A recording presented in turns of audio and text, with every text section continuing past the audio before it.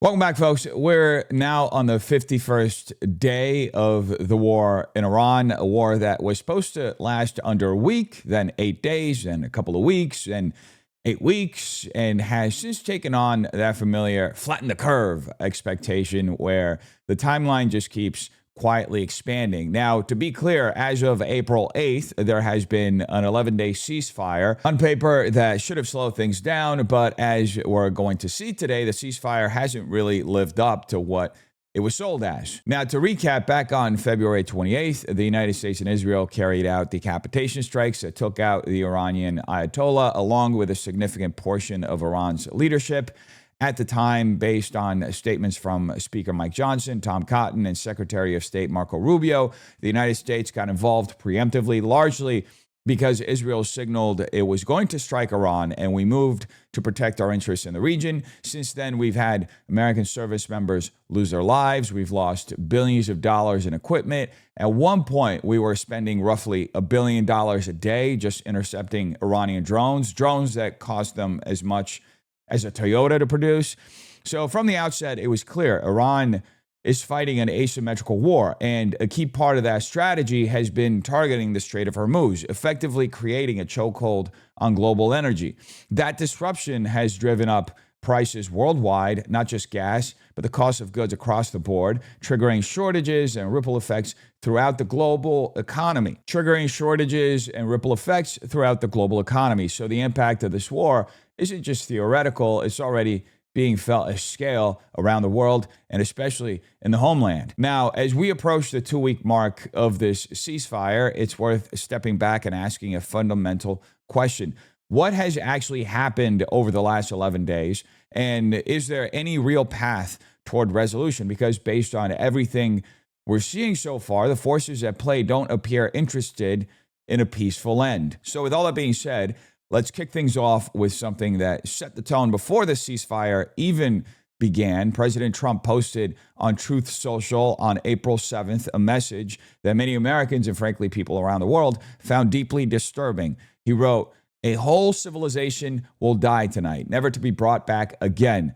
I don't want that to happen, but it probably will. However, now that we have complete and total regime change where different, smarter, and less radical minds prevail, maybe something revolutionary, wonderful can happen. Who knows? We will find out tonight one of the most important moments in the long and complex history of the world. 47 years of extortion, corruption, and death will finally end. God bless the great people of Iran." Now, this post obviously took a lot of people aback, and understandably so. The president of the United States, a nuclear power with a capability to destroy the world multiple times over, saying that a whole civilization will die, is going to raise alarms. It sounds like a genocidal statement, just speaking plainly. And look, I'm a Republican. I support the president, but this is the kind of rhetoric that makes you pause if you're a reasonable, common sense person who doesn't treat politics like a team sport. If you genuinely care about human life, hearing the leader of the free world speak this way should make you proceed with caution. Now, needless to say, about 8 hours later, before the 8 p.m. deadline implied in Trump's post, the president announced a ceasefire and the reopening of the Strait of Hormuz. He said, "Based on conversations with Prime Minister Shehbaz Sharif and Field Marshal Asim Munir of Pakistan, and wherein they requested that I hold off the destructive force being sent tonight to Iran and subject to the Islamic Republic of Iran, agreeing to the complete, immediate, and safe opening of the Strait of Hormuz, I agreed to suspend the bombing and attack of Iran for a period of 2 weeks. This will be a double-sided ceasefire. The reason for doing so is that we have already met and exceeded all military objectives and are very far along with a definitive agreement concerning long-term peace with Iran and peace in the Middle East. We received a 10-point proposal from Iran and believe it is a workable basis on which to negotiate. Almost all of the various points of past contention have been agreed to between the United States and Iran, but a 2-week period will allow the agreement to be finalized and consummated.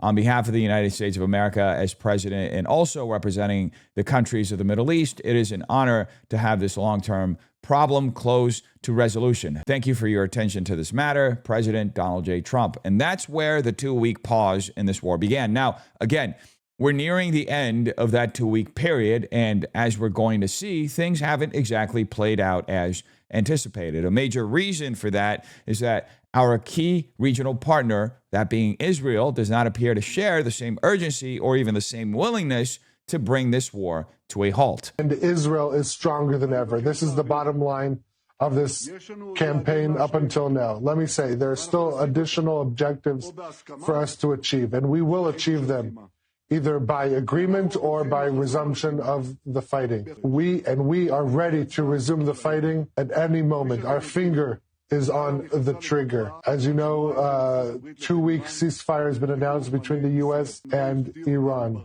No, we were not surprised in the last moment, and I want to emphasize, this is not the end of the war. This is a step in order to achieve all the objectives. I don't know about you folks, but I'm not entirely sure how a ceasefire can actually bring a resolution to a war when one of the parties involved in the war shows absolutely no will in ending the conflict. In fact, their leader, Benjamin Netanyahu, is out here making it very clear that the ceasefire is temporary, that it's not a conclusion, but a step, a hurdle, something to get through before continuing toward their broader military objectives. And needless to say, the ceasefire did stop America and Iran from directly engaging in this war. It did not stop Israel from continuing its operations. It also did not stop Israel from engaging in southern Lebanon, where they have basically been carrying out a sustained bombing campaign in a similar pattern to what we saw happen in Gaza for many years.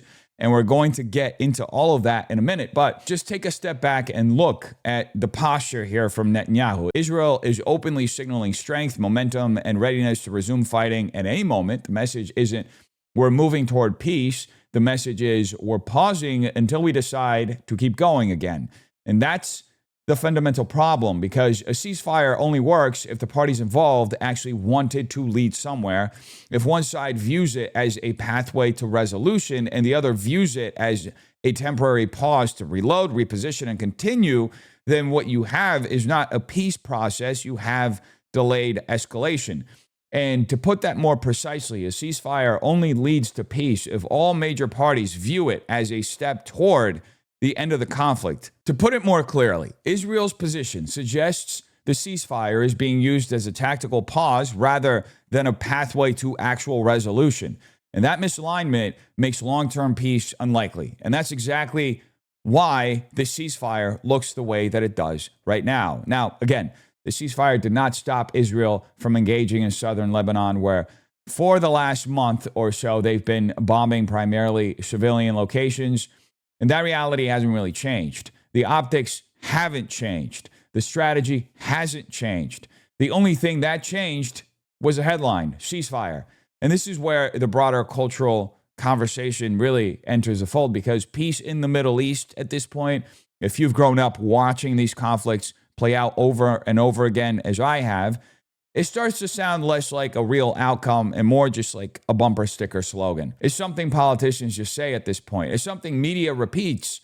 It's something that's as delusional as saying trans women are women. You have to have the political desire and willful delusion in order to actually buy into that piece of propaganda, because on the ground, the incentives don't really align with actual peace. Peace requires restraint. It requires compromise. It requires mutual willingness to stop. And what we're seeing here is that the will is just not there. So when people hear ceasefire and assume that means moving towards stability, you have to ask based on what?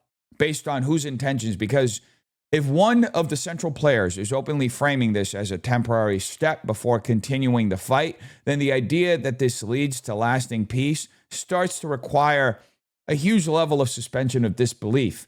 And at that point, you're not just analyzing reality anymore. You're just basically eating up propaganda. Now, as I mentioned earlier, southern Lebanon is an aspect of this fight. In fact, the Iranians tried to bring the stopping of the bombing by Israel in southern Lebanon as part of the peace talks. Israel did not seem to have the will to stop bombing southern Lebanon. Their excuse for flattening large parts of the region and striking sites like apartment buildings has been that they're going after Hezbollah, which is an Iranian proxy. This is a similar tactic that we saw them do in Gaza. They justified bombing civilian areas by saying they were targeting Hamas. Now, needless to say, A couple of days after Netanyahu made the statement we just looked at, Trump posted this on Truth Social saying, I just had excellent conversations with the highly respected President Joseph Aoun of Lebanon and Prime Minister Bibi Netanyahu of Israel. These two leaders have agreed that in order to achieve peace between their countries, they will formally begin a 10-day ceasefire at 5 p.m. Eastern Time on Tuesday. The two countries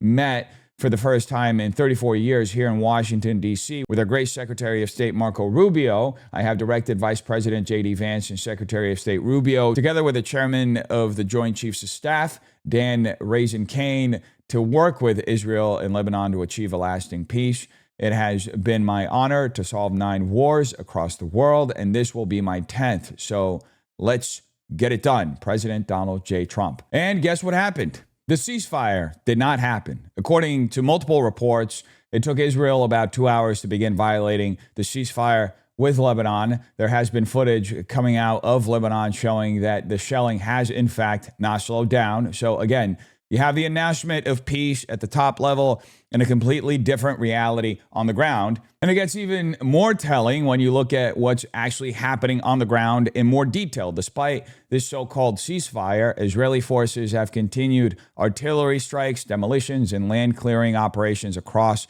southern Lebanon, particularly near what they are now calling a security buffer zone. This buffer zone is essentially a roughly 10-kilometer strip inside Lebanese territory that Israel is maintaining control over, where they restrict civilian access and operate militarily under the justification of preventing threats. This ties directly into what's being referred to as the yellow line model, something we've already seen implemented in Gaza. That model involves carving out controlled zones where the military enforces boundaries through force, often treating movement within or near that zone as hostile. In practice, that means continued strikes, continued military presence, and continued enforcement, even while a ceasefire is technically in place. So what you're really looking at here is not a cessation of hostilities, but a rebranding of them. The language of ceasefire is being used, but the mechanics of war are still fully in motion, just under a different set of rules, a different framing, and a different justification. And this is where things start to get a little more serious than just rhetoric, because what you're watching unfold here is a disconnect between political messaging and military reality. On one hand, you have declarations of a lasting peace, coordinated talks, historic meetings after decades. On the other hand, you have continued strikes, continued escalation, and no meaningful change in behavior where it actually matters. Now, let's zoom out for a second, with all that being said, and talk about the Strait of Hormuz, because this is a huge part of what's driving the broader asymmetrical conflict. The Strait of Hormuz is one of the most critical choke points in the global economy. Roughly a fifth of the world's oil passes through that narrow strip of water. When Iran restricts or shuts it down, it doesn't just affect the United States, it affects global energy markets, supply chains, and prices across the board. And what we've seen is Iran using that leverage to basically financially cripple the global economy and put pressure on the United States. Throughout this conflict, the Iranians have largely kept the strait restricted, and there have been reports that they've selectively allowed certain shipments through, particularly to countries like China. On top of that, some of these transactions are happening outside the US dollar system, which directly undermines the petrodollar. Now, why does all of that matter? Because the dominance of the United States in global oil transactions is a major pillar of American economic power. When oil is traded in dollars, it creates consistent demand for the dollar worldwide. That helps stabilize our currency, keeps borrowing costs lower, and gives the United States enormous influence over global finance. So when Iran starts facilitating oil flows in alternative currencies, especially with major players like China, that chips away at that system. It's not just about energy, it's about financial leverage, long-term economic positioning, and global influence. Now, layer that on top of the American blockade in the Strait of Hormuz that the president imposed. At that point, you're no longer just dealing with a regional conflict. You're in a full-scale economic warfare with global implications, because what this blockade actually is, whether they call it a blockade or try to soften it as a naval quarantine, is an attempt to choke off Iran's primary source of revenue by cutting off its oil exports and isolating it from global trade. And historically, these kinds of strategies are messy. They're difficult to enforce. They require massive military resources, and they don't always hit their intended target. In many cases, they end up hurting civilian populations or triggering unintended consequences rather than forcing a clean political outcome. So now you've got a situation where the United States is actively trying to economically strangle Iran in response to Iran trying to economically strangle America by leveraging the Strait of Hormuz to disrupt global energy markets, and other global players like China maneuvering around this system. At that point, you're not just flirting with escalation, you're actually actively participating in it, especially when you consider Israel's posture in this whole thing. So this is why the idea of a simple ceasefire starts to feel almost disconnected from reality, because a ceasefire only leads to actual peace if all major parties view it as a step toward ending the conflict. When one party frames it as temporary and signals readiness to resume fighting, it suggests the ceasefire is being used as a tactical pause rather than a pathway to actual resolution. That misalignment makes long-term peace very unlikely. And that's exactly what we're seeing play out before our very eyes. You've got public declarations of peace, private strategic positioning, continued military activity in the region, and underlying economic warfare all happening at the same time, like one big messy chess game filled with military pressure, financial pressure, and geopolitical signaling all layered on top, each pulling everything in different directions. So when you hear phrases like lasting peace or historic agreement, you have to ask, is this actually a resolution, or is this just another phase in an ongoing conflict being repackaged for public consumption? Because based on everything we're seeing from Lebanon to the Strait of Hormuz, the incentives don't seem aligned with peace. They seem aligned with leverage, positioning, and preparing for what comes next. Donald Trump, President Trump, our guy, is directly talking to the Iranians. He is negotiating himself. He was on the phone with the Iranians a couple of days ago, and it got rather sporty to the point that President Trump loudly told Iran what would happen if they keep playing games. He actually lost his voice. I'd hate to be the Iranian on the receiving end of that. So President Trump is now directly involved in the negotiations. Now, what do I think is going to happen?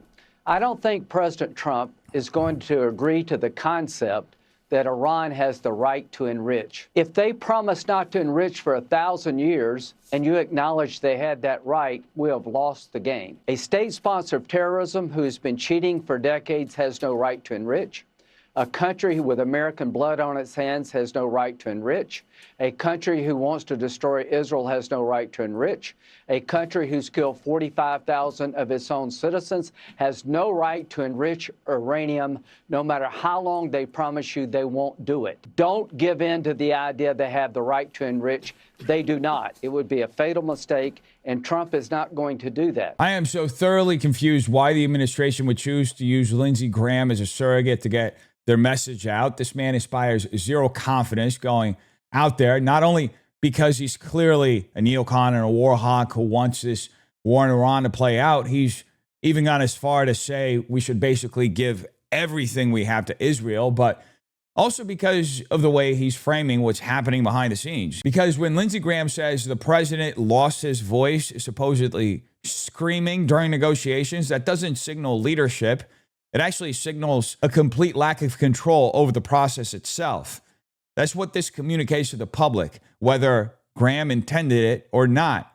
This is bad messaging all around. And look, if the objective here is truly success, if the real goal is full deterrence of Iran obtaining nuclear weapons, then that should have been made crystal clear from the beginning. That should have been the consistent message from day one of this conflict. Most Americans were on board with the initial bunker buster strikes last year. Why? Because it aligned with the Donroe style policy, and because we were told it neutralized Iran's nuclear capabilities. That was the justification. That was the narrative. It was, we're in, we're out, no prolonged military conflict. We just take out their nukes. But then all of a sudden, we're back in it again, and we're being told implicitly or explicitly that we had to go back in because Israel wanted to strike. So which is it?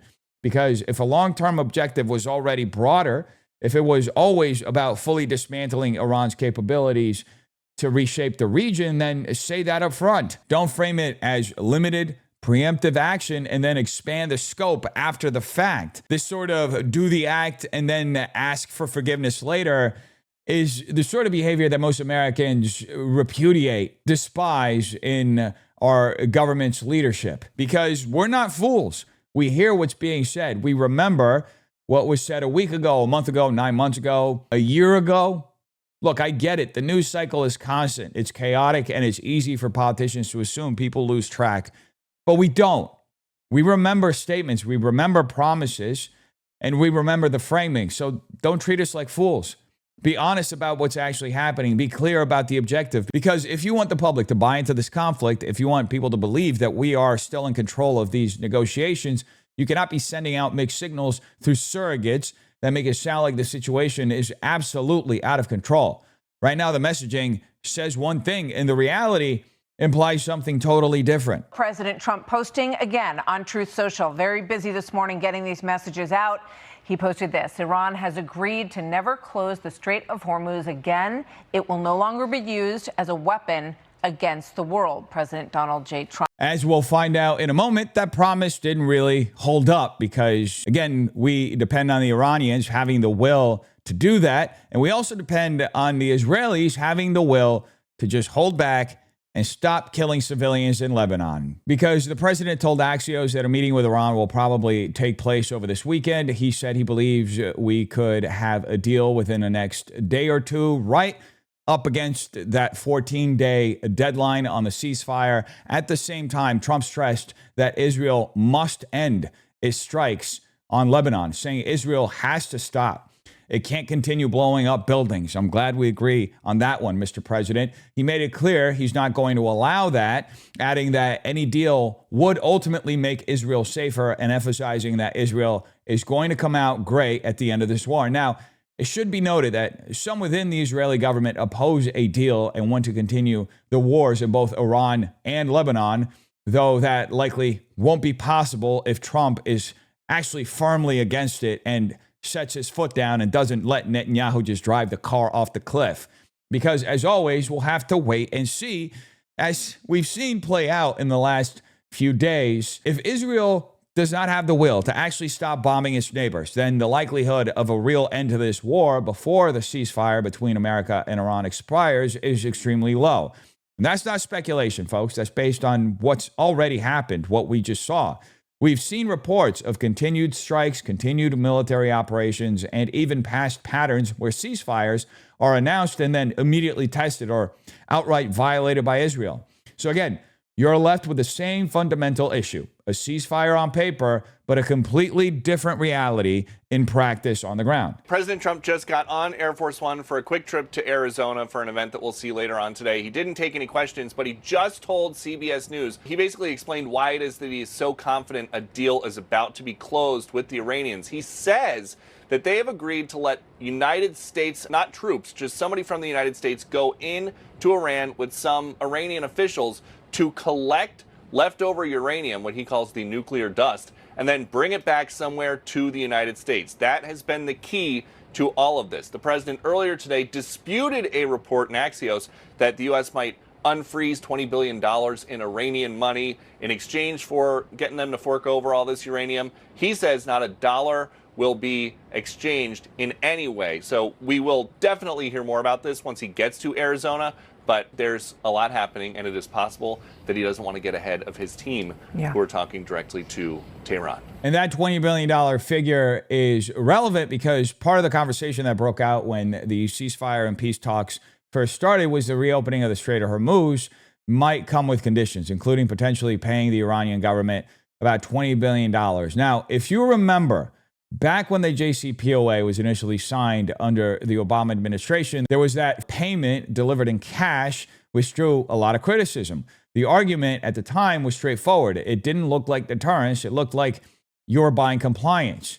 And we all know how that played out. The deal ultimately collapsed, and Trump pulled out of it when he took office in 2015. So needless to say, giving Iran $20 billion would be a massive mistake, I'm sure, and I hope the president wouldn't go down that route. Now, fast forward to what we're hearing today. According to reporting, The key to this new deal is that Iran would allow U.S. personnel, not troops, but representatives, to go into Iran, work alongside Iranian officials, collect leftover uranium, and then remove it from the country. On paper, that sounds like deterrence. That sounds like a step toward preventing Iran from continuing to develop nuclear weapons. But here's a problem. How do we know they're actually telling us the truth? This is a regime that has agreed to conditions in the past, taken significant concessions, and still continued developing nuclear capabilities, often underground, often out of sight, and often in ways that only become clear later. So you're being asked to trust the same system, the same incentives under the same pressures, and expect a different outcome. That's the definition of insanity. Which brings us to the real question. What is the actual objective here? Because look at where we are. The Strait of Hormuz was shut down. They opened it back up. Then we blockaded it. Now it's being reopened. Now we're talking about going into Iran and collecting their nuclear material, what some are calling leftover uranium. We're saying we're not going to pay for it, at least not directly, one would assume. But step back and look at the bigger picture. We lost American service members. We destabilized that entire region. We opened the door for Israel to escalate in southern Lebanon. Global markets felt this shock. That instability was felt at home in the pockets of consumers. And now after all of that, we're still here trying to negotiate access to nuclear material that we're not even entirely sure we'll fully see. And that's the issue, because if the end result of all of this is that we're back to relying on partial access, limited verification, and trust-based compliance from a regime we've already had issues with, then what exactly did we achieve with this war? We're basically back to square one. We don't fully know what they have. We don't fully know what we're actually going to get access to. And even if we do get access to anything meaningful, we don't know if it's everything we need to actually stop Iranians from continuing their nuclear development. So again, the question isn't just whether a deal is close. The question is whether the deal actually changes anything at all, or if this is just another reset back to the same fragile framework we've seen fail before, just this time repackaged as progress. And on that front, it's obvious as well that there won't be any meaningful peace talks or negotiations until Israel actually stops bombing Lebanon, because the whole thing is Israel just does not seem to have the will to actually end these wars. They've made that pretty clear. We saw the Netanyahu posture earlier, signaling that this is not over. This is just a step. We saw reporting, including the Axios report, indicating that elements within the Israeli government don't want an end to the war in Iran or Lebanon. The preference, at least from that perspective, is to keep this active, to maintain pressure, to maintain leverage, and yes, to continue pursuing broader strategic objectives in the region, that being expansionist, imperialistic ambitions from the Israeli government. And then you have to look at what actually happened on the ground. Even after Trump came out and said Israel is prohibited from bombing Lebanon, even after that very direct statement, Israel launched a drone strike into southern Lebanon that killed one person riding a motorcycle. I mean, what are you doing? That's not ambiguity. That's not a gray area. That's a direct contradiction of what was just publicly stated by the President of the United States. And it didn't stop there. There were also reports of continued shelling by Israeli forces near Kunine and Bereshit. So again, you have the same pattern repeating itself. Statements at the top about restraint, about de-escalation, about moving toward some form of peace. And then on the ground, you have continued military action from the IDF. And this is where the broader implication really starts to matter, because at that point, you're not just dealing with a conflict. You're dealing with a breakdown in alignment between allies. If the United States is publicly signaling one direction, stop, de-escalate, move toward negotiations, and Israel is acting in a way that directly contradicts that, then you have to ask a very uncomfortable question. Who is actually setting the course here?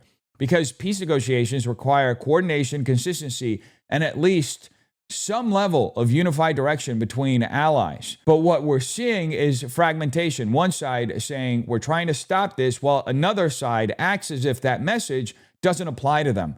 That undermines credibility, weakens leverage in negotiations, and signals to the other side, in this case Iran and its proxies, that there's no unified front between the United States and Israel. And if there's no unified front, there's no real pressure to come to the table in good faith. So again, it brings you back to the same core issue.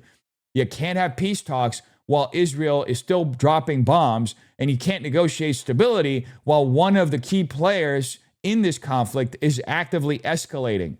Until that changes, until there is an actual verifiable halt to the bombing in places like southern Lebanon, this idea that we're on the verge of some meaningful resolution just doesn't line up with actual reality on the ground. Lebanon need to happen for you to get to a deal with Iran? It's not really tied, but you could say maybe psychologically tied, but we're going to help Lebanon become a country again. You know, it's been a long time for them. They've gone through a lot, and we're going to help them be a country again. Here's an easy way to do that. How about you get Israel to stop bombing Lebanon into a parking lot? How about you just call Netanyahu and say, hey, brother, if you don't stop bombing Lebanon, we're going to cut it all. How about you just do that? It's that simple. And look, I trust the president, but this is beyond ridiculous at this point. You can't just sit there and pretend everything is under control while Lebanon is being leveled and then turn around and say, we're going to help Lebanon become a country. You don't rebuild a country while it's actively being bombed by one of its neighbors. That's not strategy. That's a contradiction. And when the president says the Lebanon situation isn't really tied to the Iran ceasefire, but then kind of is psychologically tied, that's not clarity. That's muddled messaging. That's saying everything and nothing at the same time. And this is where frustration really sets in, because we cannot allow a nation the size of New Jersey to effectively leverage the weight of the American military as a cudgel to pursue its own regional objectives while we sit here trying to sell the American people on stability, peace, and controlled negotiations. Those two things do not coexist. You don't get to claim you're stabilizing the region while your closest ally is actively destabilizing a neighboring country in real time. Now, I'm not going to go into conspiracy theory territory here, but you do have to ask yourselves, what is going on behind the scenes that keeps producing this outcome? Because from the outside looking in, it feels like the Israelis are doing whatever the hell they want in their region, regardless of what's being said publicly by the United States. And that's not a good look. That doesn't project strength. It projects a lack of control, or at the very least, a lack of alignment. And look, Trump is not someone who's easy to walk all over. That's part of his brand. He's a bully. That's part of why people trust him in these situations. But if the perception, right or wrong, is that Israel is continuing its operations unchecked, even after direct statements from the president, then that raises serious questions about who is actually driving the strategy here. Because look, at the end of the day, you can't have it both ways. You can't say you're working toward peace, toward rebuilding Lebanon, toward stabilizing the region, while simultaneously allowing actions that directly undermine all of those goals. That disconnect is exactly why people are starting to question the coherence of the strategy. And until that gap between what's being said and what's actually happening is closed, all of this talk about peace, about rebuilding, about resolution is going to sound exactly what it sounds like now, just clear as mud. Are you frustrated with Netanyahu while you were negotiating the ceasefire in the last round? Was his action bombing Lebanon, did that impact peace talks? We disagree on some things, but he's been a very good partner. We did a good job. There's probably never been anything like it. He says we were the senior, and we are the senior. We're the senior. We're the greatest military in the world. I built it in the first term. Didn't think I'd be using it this much, but we have the greatest military in the world, greatest equipment, greatest. When you look at it, we had 101 to 111, depending on your definition, because some were two. They came out in twos. Missiles shot at a certain very valuable asset of ours that happened to be sitting on the water. Every single one of those missiles we shot down. Think of it, 111 missiles. Every single one of them was shot down. Never even got close. Nobody has a military like this. Nobody has equipment like this. Nobody has the power that we have. Okay, well, that's great, Mr. President, but what are your actual disagreements with Netanyahu? I think the American people want to know, seriously, because from the outside looking in, it's hard to see where those disagreements are showing up in reality. This guy keeps breaking your own stated position, Mr. President, keeps acting in ways that contradict what you're trying to project publicly and globally. And in the process, he's making you look bad. That's just the reality of it. And maybe that's the angle here. Maybe that's the only way to actually get through is to frame it in terms of that Trump actually cares about credibility, because every time Netanyahu acts in direct opposition to what the president is signaling, it chips away at Trump's credibility on the global stage. And that matters, because if you want to get Trump to rein things in, you have to show how this reflects on him, how it makes it look like he's not fully in control of the situation. That's the pressure point. Because right now what we're seeing doesn't look like coordination. It looks like straight up divergence. It looks like one side saying one thing and the other, that being Israel, doing something completely different, whatever the hell they want. And when that happens repeatedly, it stops looking like a disagreement and starts looking like a pattern. Now, all that being said, let's zoom out for a second, because this is where it gets bigger than just one leader or one moment. I have never seen another country have this much visible influence over the direction of another, especially when you're talking about the United States. We're not just any country. We have the largest, most capable military in the world. We have the most complex, dominant financial system on the planet. We have one of the strongest small business sectors. We have Hollywood. We have a strong housing market. There's a reason America has the ability to project power globally. It's not by accident. It's because of our scale, of our infrastructure, of our economic and military dominance. So when you see a much smaller nation exercising this level of sway over the direction of American policy, or at least appearing to have that much sway, it raises serious questions. Because at the end of the day, Americans elected Trump as president to represent our interests, not to be pulled in multiple directions by external actors pursuing their own regional ambitions. And look, call it what it is. Netanyahu is actively bombing Lebanon right now. That's not hypothetical. That's actually happening. And in doing so, he is directly complicating, if not outright undermining, any effort at a broader peace process in the region. You cannot claim to be moving towards stability while one of the key players is escalating in real time. How many times do I have to repeat that?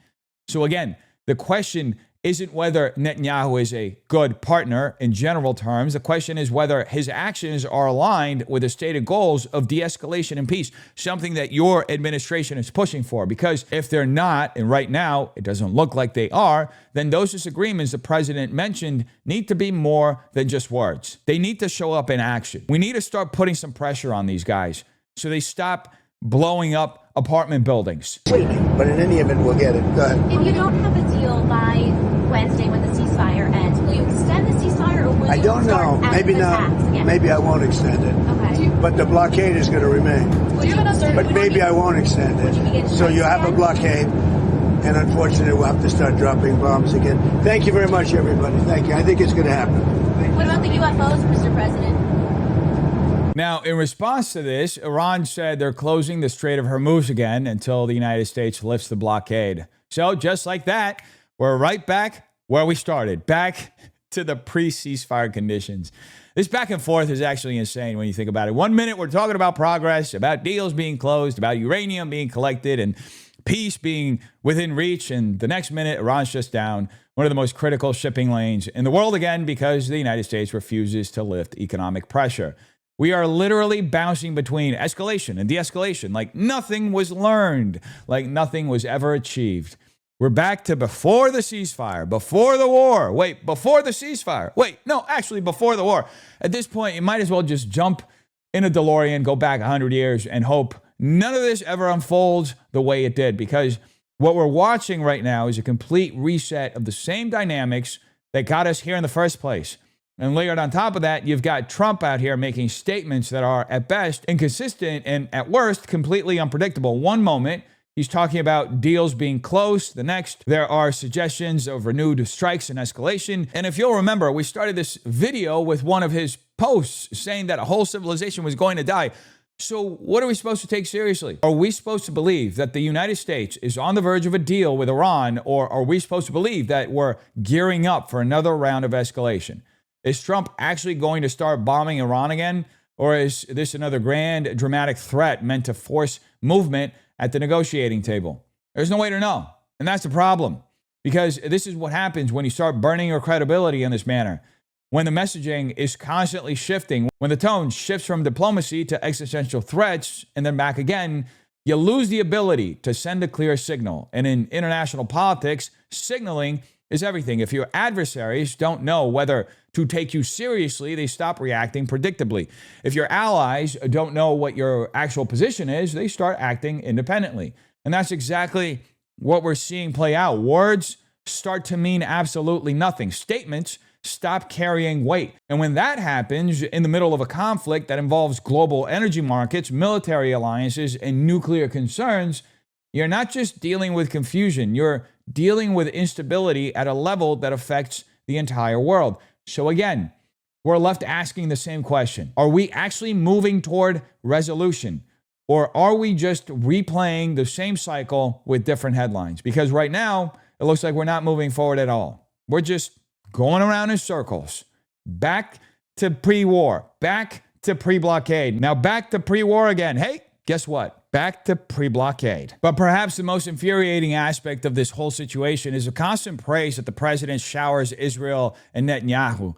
This belligerent force in the Middle East that just keeps bombing and has no will to stop bombing their neighbors. I haven't seen the president sing this much praise toward American service members who are actually doing the fighting and getting shelled out there as a result of Israel's actions. I haven't seen him speak this highly of them as often as he has about Netanyahu. I really wish that this much lip service were paid to our service members than it is to Israel, because every single moment the president is turning around and talking about how great Israel is, how good of an ally Netanyahu is, he could have spent that moment talking about our service members who are sacrificing their lives to guarantee our safety, as well as fulfill his agenda for his great ally. Because as we see in this post from the president, he says, whether people like Israel or not, they have proven to be a great ally of the United States of America. They are courageous, bold, loyal, and smart. And unlike others that have shown their true colors in a moment of conflict and stress, Israel fights hard and knows how to win. And that's where I have to pause and ask, what exactly are we calling a win here? Are we talking about leveling cities, bombing civilian locations, engaging in prolonged campaigns with no clear endpoint or objective? Because if that's the definition of winning, then we fundamentally shifted what success in war even means. And I hope the president realizes there is a reason he has to qualify that statement with whether people like Israel or not. That's not accidental. That's because a growing number of Americans are questioning this relationship with Israel, questioning the level of involvement between our government and the Israeli government, and questioning why we are so deeply entangled in conflicts that don't appear to have clear outcomes that benefit the American people. There is a real fatigue here, real skepticism, and it's not going away. And look, before anybody calls me an anti-Semite, which is usually where this conversation goes when you criticize Israel, we unfortunately live in an environment where you can't criticize Israel without being labeled that way. This has nothing to do with the Israeli people. It has nothing to do with Jews. This has everything to do with the Israeli government, with Netanyahu and its desire, its aggressive drive to continue bombing its neighbors under the justification of securing regional peace for itself. And that distinction matters, because when you zoom out, what this looks like is like an expansionist, imperialistic posture from Israel that is being carried out with the backing of the American government, our financial system, our tax dollars, our military, our global influence. It's being justified as security. But when you look at that pattern, operations in Gaza, operations in Lebanon, continued military pressure across the region, it raises serious questions about what the long-term objective actually is. Because from where a lot of Americans are sitting, it doesn't look like stability is the goal. It looks like it's all meant to be escalation and expansion. And that brings us back to the core issue. What obligation does the American taxpayer have to continually fund this? We are deeply invested financially, militarily, politically in this region on behalf of Israel, and yet there is no clear endpoint, no defined victory condition that benefits the American people directly. At some point, people are going to ask, why are we even doing this? How long does this have to go on? America fought World War II and then helped carve out this nation for the Israelis. And now all of a sudden, America has to go in there and fight every single fight for Israel. Are you kidding me? When is this going to end? I want to take care of my people at home. I want to take care of the good folks here in America. I'm sick and tired of seeing my own people suffer stateside while we go out and make people suffer abroad, killing them abroad, hurting, damaging civilian infrastructure abroad. I want to take care of Americans. Let's put Americans back first. Let's end this war, rein in Netanyahu, and for God's sake, Mr. President, stop being a cuck to Israel. Anyway, folks, you tell me what you think in the comments down below. Hope you have a terrific day. Peace.